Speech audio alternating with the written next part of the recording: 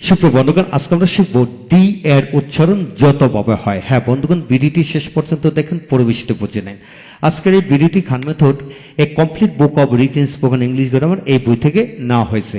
এখন লক্ষ্য করুন, ডি এর উচ্চারণ হলে কখনো ডি হয়, কখনো দ জফলা আকার দা হয়, দা হয়। লক্ষ্য করেন, ডি ডি বা দা এর ডি এর পরবর্তী ওয়ার্ড এর প্রথম অক্ষর, অর্থাৎ ডি এর পরবর্তী ওয়ার্ড এর প্রথম অক্ষর বাউল হলে ডি উচ্চারিত হবে, আর কনসোনেন্ট হলে দা উচ্চারিত হবে। এই বিষয়টা খেয়াল করলে কিন্তু যথেষ্ট।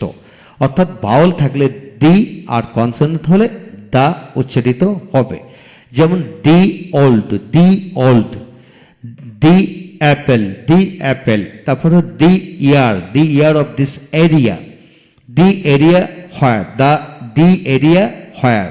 তারপর the education, the economy of Bangladesh, the open place, the English, Englishra, the active কর্মরতরা, the umbrella, the expert মানে দক্ষরা।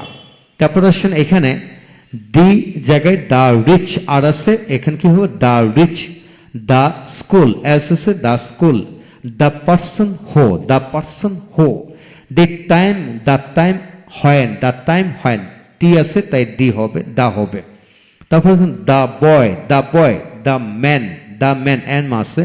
তারপর দি জায়গায় the girl, the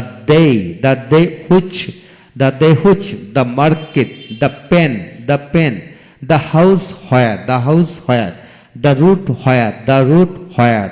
এখন আসেন, তবে কোন প্রতিষ্ঠানের নামকরণের ক্ষেত্রে দি উচ্চারণ হয়ে থাকে।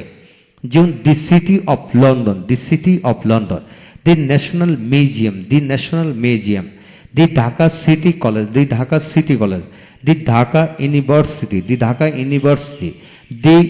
দি গ্রেট ওয়াল অফ চায়না, লক্ষ্য করেন এখানে 2 নাম্বার, মানুষের পদবী উপাধি বংশজ্ঞাপক নামের ক্ষেত্রে দি উচ্চারিত হয়ে থাকে, তবে কোথাও ব্যতিক্রম হতে পারে।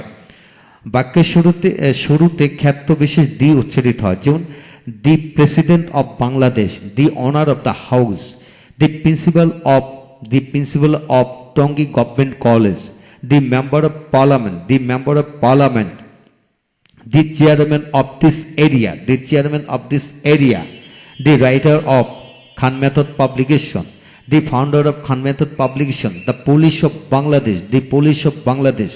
হ্যাঁ বন্ধুগণ, এখান থেকে আমরা শিখে নিলাম ডি এর সকল ধরনের উচ্চারণ। কখন ডি হয়, কখন দা হয়, ভেঙে খেয়াল করুন যে কনসোনেন্ট হলে দা হবে আর ভাউল হলে ডি হবে, এটা মনে রাখতে হবে। তবে প্রতিষ্ঠান এর নামের আগে দি সাধারণত ডি উচ্চারিত হয়, মানুষের পদবীর ক্ষেত্রে ডি উচ্চারিত হয়, সেখানে কনসোনেন্ট কিংবা ভাউল যেতেই হোক। এই হলো আজকের বিষয়। ভালো থাকুন। পরবর্তীতে আরও নতুন উচ্চারণ পদ্ধতি নিয়ে একাধিক ভিডিও নিয়ে আমরা আসবো। আমাদের সাথে থাকুন, ভিডিওগুলি একে একে দেখুন ইনশাল্লাহ।